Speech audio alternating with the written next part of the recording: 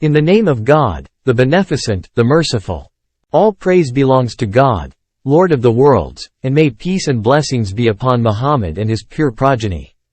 Peace be upon you, and the mercy of God, as well as his blessings. I would like to give to the dear youth whom I care about as much as I care about myself and my family 8 precepts that can provide them with happiness in this world and the hereafter. They are the essence of the message of God, the glorified, to his creation. They are also the advice of God's wise and pious servants and what I have extracted from experience and knowledge. First, it is necessary to truly believe in God, the glorified, and in the hereafter. Never neglect this belief. It is proven by clear evidence and decreed by the straight path.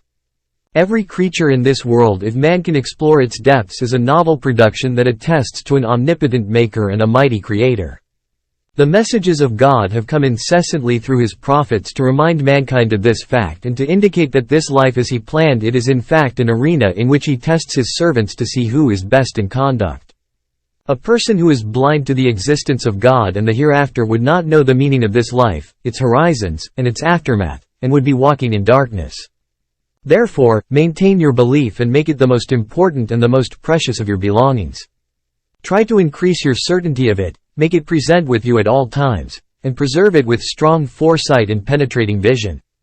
If you find a weakness in your faith at a moment of vigorous youth, such as when feeling burdened by a religious obligation or fancying an impermissible pleasure, then do not completely sever your relationship with God, the Exalted, because that will make it harder for you to return. One may refuse obeying God's commands at times of health and strength, yet he will be forced to go back to his Lord at times of weakness and disability. Therefore, remember at the time of vigor, which is a very short period, the times of weakness, decay, ailment, and aging.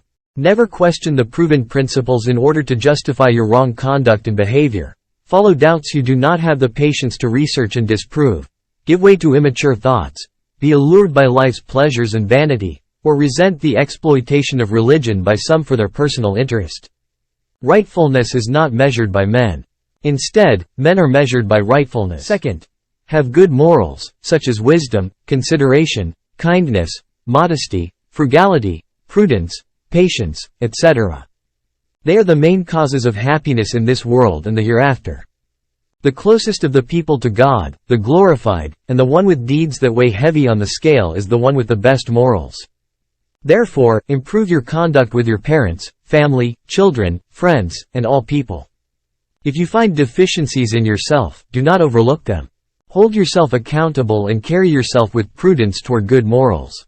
If you find yourself unable to behave morally, then do not lose hope. Pretend to have high morals. You will be rewarded more than a person who is naturally good-mannered. Third, try to learn a trade and acquire a specialty, and exhaust yourself in that pursuit. There are many blessings in this. It occupies a portion of your free time. You can support yourself and your family, benefit society, do good deeds using the money you earn, sharpen your mind, broaden your experience, and your wealth becomes more blessed. That is because the harder wealth is earned, the more blessed and pleasant it is. Furthermore, God, the Exalted and Immaculate, loves the hard-working person who exhausts himself with work and trade, and dislikes the idle person who is dependent on others and spends his time in play and diversion. Do not waste your youth without learning a trade or specialty. God, the Glorified, has put in youth bodily and spiritual energies so that a person can acquire skills he can use for the rest of his life. Do not waste it in play and negligence. Attend to your vocation and specialty until you become proficient in it. Do not speak without knowledge, and do not practice without experience. If you do not know or cannot do something, acknowledge your deficiency and apologize to your clients or customers, or refer them to those more experienced than you are. This increases your credibility in their eyes. Do your work with interest, attention, and enjoyment. Do not make it your goal to just collect money even from impermissible sources. There is no blessing in forbidden wealth. A person who acquires wealth from impermissible sources is prone to adversity sent to him by God that will make him part with that money on top of his affliction and toil. Such wealth does not make one rich in this life, and becomes a curse in the afterlife. Make yourself the scale with which you measure your conduct with others. Do to others what you do to yourself and what you would have them do to you. Be kind to people as you would like God, the Glorified, to be kind to you. Maintain your profession's ethics and conventions, and do not use inferior ways that you would be ashamed to declare. Keep in mind that the worker and the specialist have a duty toward the customers and clients who put their trust in them. Be a counselor to them, and never deceive them. That is because God, the glorified, watches you and knows about your deeds, and he will punish you sooner or later, for cheating and betrayal are the most disgraceful of deeds and have the severest of results and consequences. Let physicians in particular follow this advice more strictly because they deal with people's bodies and minds. Therefore, let them not disobey the above advice, or they will face severe consequences. God, the glorified and exalted, says, "Woe to the defrauders who use short measures, who, when they measure a commodity bought from the people, take the full measure, but diminish when they measure or weigh for them. Do they not know that they will be resurrected?" Qur'an chapter 83 verses 1-4. Furthermore, the Prophet, may God's blessings be upon him and his progeny, said, "God likes if you do a job, to do it excellently." Also, let college students and professors seek to encompass whatever is related to their field of specialty that comes from institutes of science, especially the science of medicine, in order for their knowledge and treatment to be on the cutting edge of contemporary science. Moreover, they should pay attention to advancing science themselves through useful scientific articles and pioneering discoveries, thereby rivaling other institutes of science as much as they can. They should disdain being mere students of others and mere consumers of the tools and equipment others make. Instead, they should actively contribute to advancing science, just as their ancestors were pioneers and leaders of science in previous times. No generation is worthier than another one. Therefore, you should nurture the young who have distinctive abilities, who possess genius, and who exhibit intelligence and excellence, even if they are from the lower classes. Support them as you support your children, so they may reach the high levels of beneficial knowledge. You will get rewarded for all they produce, and your society and offspring will benefit from them. Fourth, engage in good deeds and morals and abstain from bad ones. Prosperity and abundance arise from virtue, and misery and evil except those sent by God to examine his servants arise from vice. God, the glorified, says, "Whatever affliction that may visit you is because of what your hands have earned, and he excuses many an offense." Qur'an chapter 42 verse 30.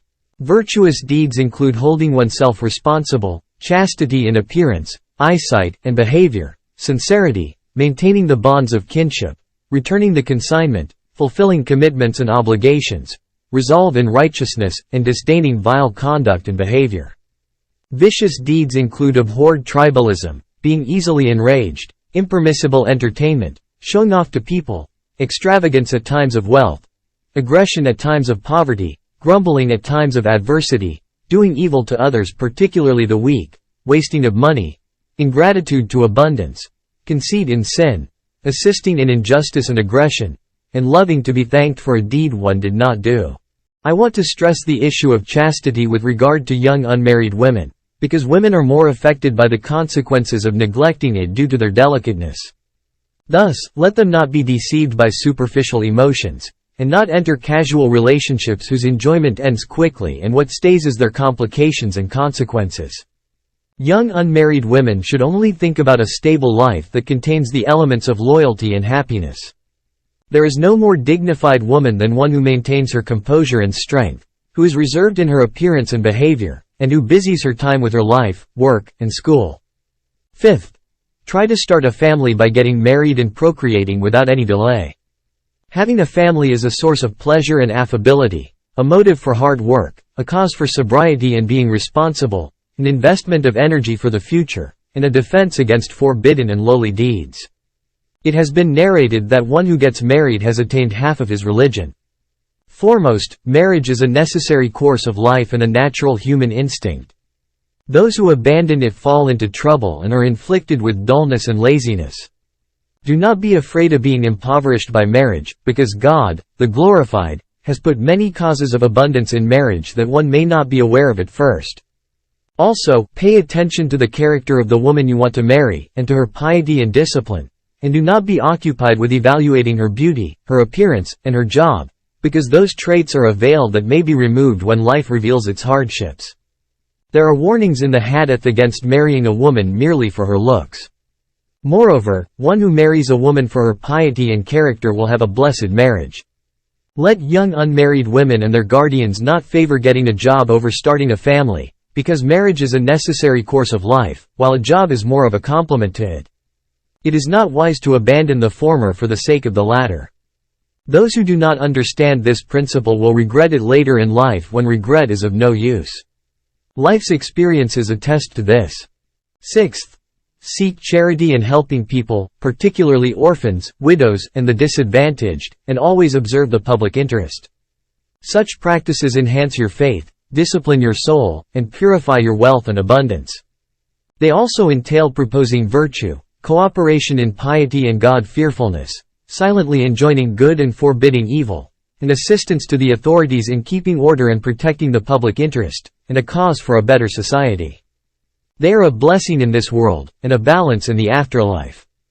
God, the glorified, loves a community that lives in solidarity and cooperation, in which everyone cares about the interests of others as he cares about his own interest.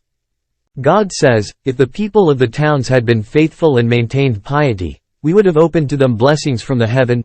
Qur'an chapter 7 verse 96. And says, Allah does not change the condition of a nation, unless it changes what is in its heart. Qur'an chapter 13 verse 11, the Prophet, may God's blessings be upon him and his progeny, said, one of you does not become a believer until he likes for his brother what he likes for himself and dislikes for his brother what he dislikes for himself, and also said, one who establishes a good tradition gets rewarded for it, and gets rewarded for those who follow that tradition. Seventh, attend to the responsibilities you have assumed, whether in family or in society. Let fathers attend to their children, and husbands attend to their wives.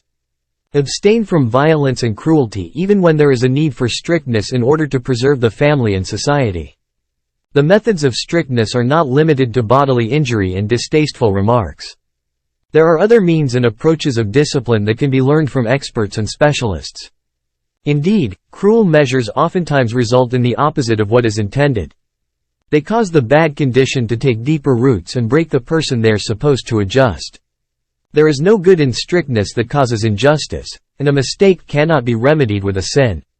Let those who assume responsibilities in society attend to their responsibilities. Let them be counselors to society and not betray it, for God is the custodian of everybody and he will call them to account on the day of resurrection. Therefore, do not spend public money wastefully, do not make decisions that harm the public, and do not exploit your position to establish a class of people who cover up for each other. Do not help each other to forbidden interests and dubious monies, remove others from positions they deserve, or deny them services they have a right to. Treat all people equally. Do not use your public job as a means to fulfill private obligations such as kinship, past favors, etc., because fulfilling private obligations with public funds is injustice and corruption. If you ever have the option to choose one over an equally qualified other, then choose the weaker one who has no sponsor and no supporter except God, the glorified. Let nobody take religion or sect into consideration when working for the public, for the true religion is based on the true principles of justice, doing good, honesty, etc. God says, certainly we sent our apostles with manifest proofs, and we sent down with them the book and the balance, so that mankind may maintain justice. Qur'an chapter 57 verse 25.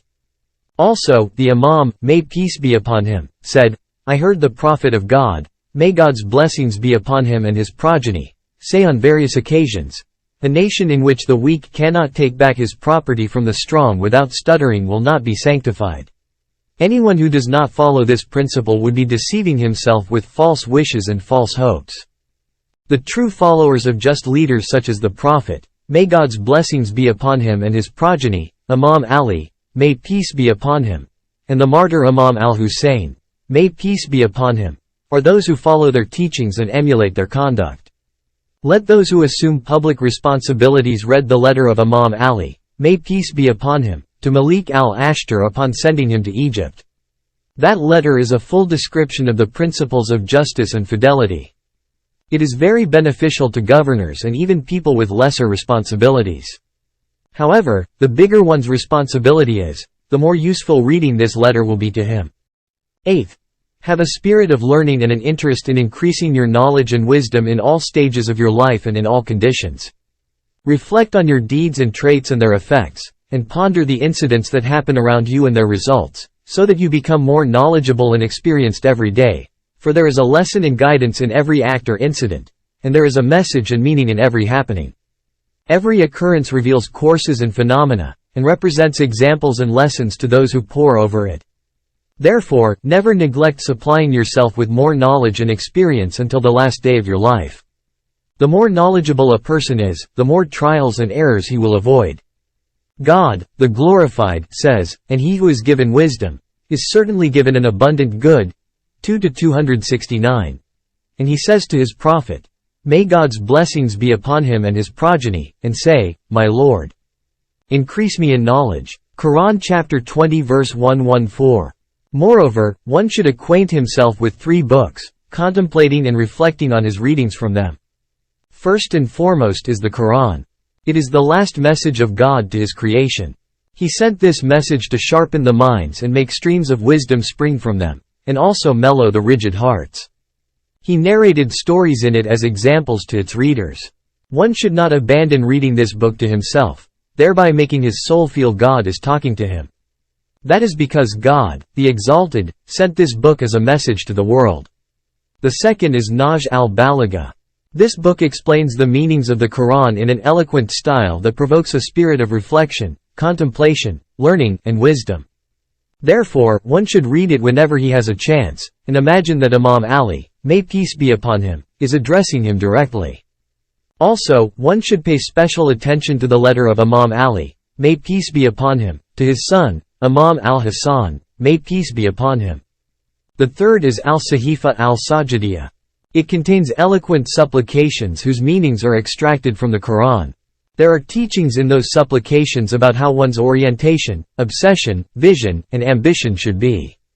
They also teach one how to call himself to account and how to scrutinize and criticize himself, particularly the supplication of Makarim al-Akhlaq, noble moral traits.